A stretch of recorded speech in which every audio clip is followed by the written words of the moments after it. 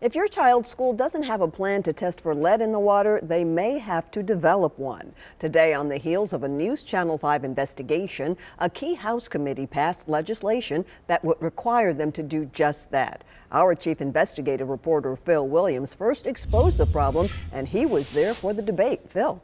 Well, Vicki, for the past 8 months, we've documented how Metro schools tested for lead and found high levels of the toxic metal, but they never told parents. And many other districts don't test at all. But all of that would change if this bill becomes law. A lot of hard work went into it, a little over a year. After getting a chilly reception last year, Representative Rick Staples found the House Education Committee that this year was suddenly receptive to his legislation. And just to clarify for the record, it is extremely dangerous for children to drink water that has lead in it, correct? Yes, ma'am, it is. Under Staples' bill, every school district in Tennessee would be forced to develop a plan for testing for lead, an invisible toxin that can cause learning and behavioral problems in children.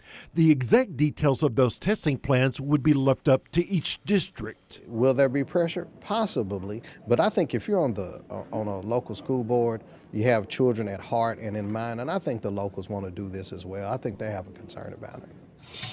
Our investigation revealed that Nashville schools tested for lead in its older buildings in 2016. In some cases, the district found high lead levels but did nothing with that information for a year.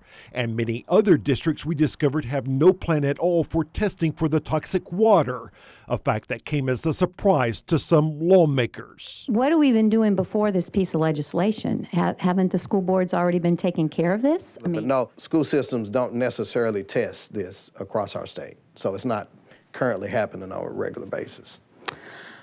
Wow.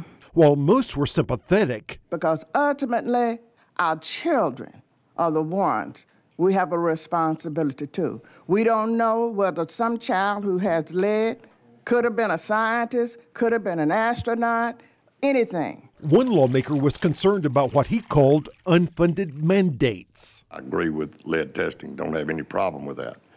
But I just want to make sure we're not throwing a cost to our boards and our LEAs that we are not willing to absorb ourselves. When it comes to you're measuring the health of a child versus what you say is a financial mandate, which one is more valuable? Obviously, that life and the future of that child.